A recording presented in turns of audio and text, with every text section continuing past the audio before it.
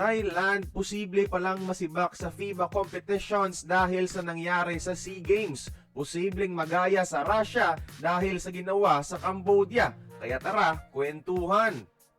Sa pandarayan ng Thailand sa SEA Games, lalo na sa basketball, panawagan ng mga hoops fans sa Southeast Asia kung pwede daw sibakin ang Thailand sa FIBA para maturuan ng leksyon. Ilang oras ang ginugol ko sa pag-research dito at heto ang sagot na nakita ko. Oo, posible in theory. May tatlong kriteria kasi ang FIBA mga idol para mag-sanction ng isang bansa.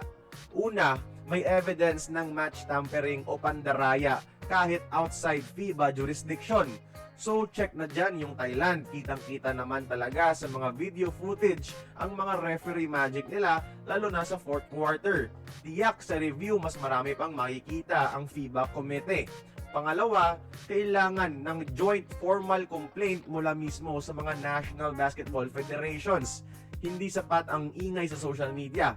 Kailangang magsumite ng opisyal na reklamo ang mga federasyon tulad ng SBP at ng iba pang Southeast Asian Federations para magkaroon ng legal basis ang FIBA na mag-imbestiga. Sa ngayon, bukod sa sariling review ng FIBA sa kanilang referee sa SEA Games, wala pang kumpirmadong joint complaint talaga galing sa mga bansang involved. So, hindi muna check yung ikalawang criteria.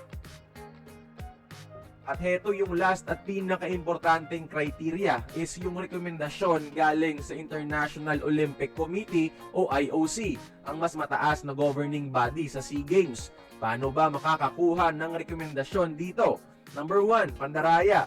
Number 2, yung tinatawag nilang crimes against humanity. Gaya ng ginagawa nila sa Russia. Binomba kasi ng Russia ang Ukraine mga idol. So, criminal act yan galing sa Russia. Kaya tinanggal sila ng IOC sa kanilang federasyon at nagrekomenda ng sports ban mga idol. Nirekomenda sa FIBA na sibakin din sila sa basketball in which FIBA complied. Sa kaso ng Thailand mga idol, inatake nila ang Cambodia ilang araw bago ang SEA Games. Nag-withdraw ang Cambodia for safety reasons. So meaning buhay talaga ang nakataya sa ginawa ng Thailand. Pero sa ngayon mga idol, wala pang rekomendasyon muna galing sa IOC. Wala ring global sports sanctions at walang Olympic-wide ban laban sa Thailand.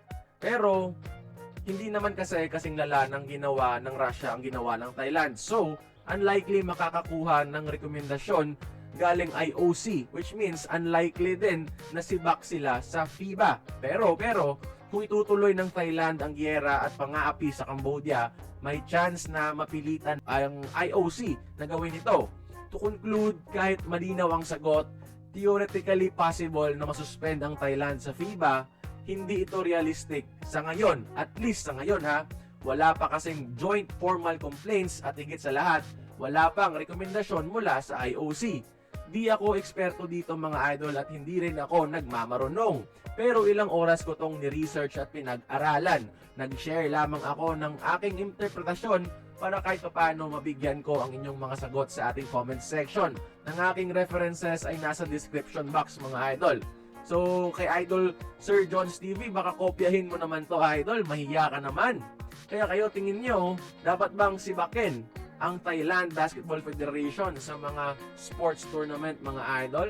Join the conversation, magkomento lamang sa ibaba.